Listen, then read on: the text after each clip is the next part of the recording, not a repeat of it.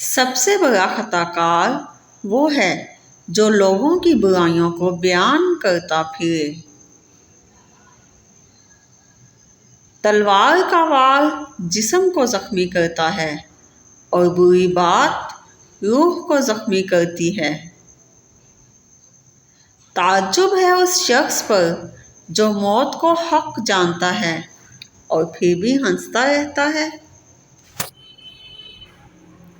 زبان کی لغزش قدموں کی لغزش سے زیادہ خطرناک ہے۔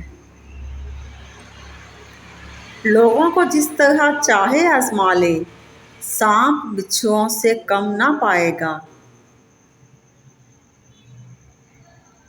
بعض اوقات مجرم کو معاف کر دینا مجرم کو زیادہ خطرناک بنا دیتا ہے۔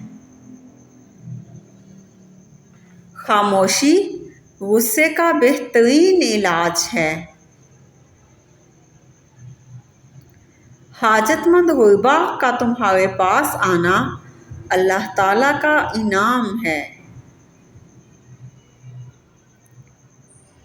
لوگ تمہارے عیبوں کے جاسوس ہیں۔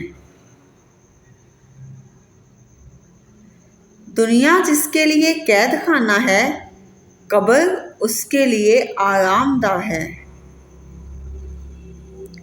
نعمت کا نامناسب جگہ خرچ کیا جانا ناشکری ہے۔ کسی سے مت امید رکھ مگر اپنے اللہ سے، اور کسی سے مت ڈر مگر اپنے گناہ سے۔ اے انسان، اللہ تعالیٰ نے تجھے اپنے لیے پیدا کیا ہے اور تو دوسروں کا ہونا چاہتا ہے۔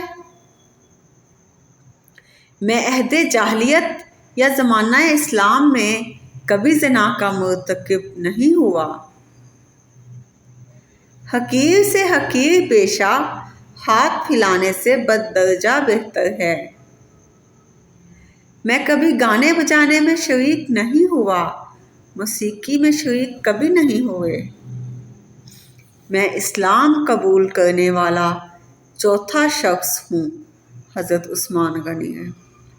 عہد جاہلیت اور زمانہ اسلام میں نے کبھی چوری نہیں کی۔ نبی کریم صلی اللہ علیہ وآلہ وسلم سے بیعت کرنے کے بعد میں نے اپنا سیدھا ہاتھ کبھی اپنی شرمگاہ کو نہیں لگایا۔ تعجب ہے اس شخص پر جو حساب کو حق جانتا ہے اور پھر مال بھی جمع کرتا ہے۔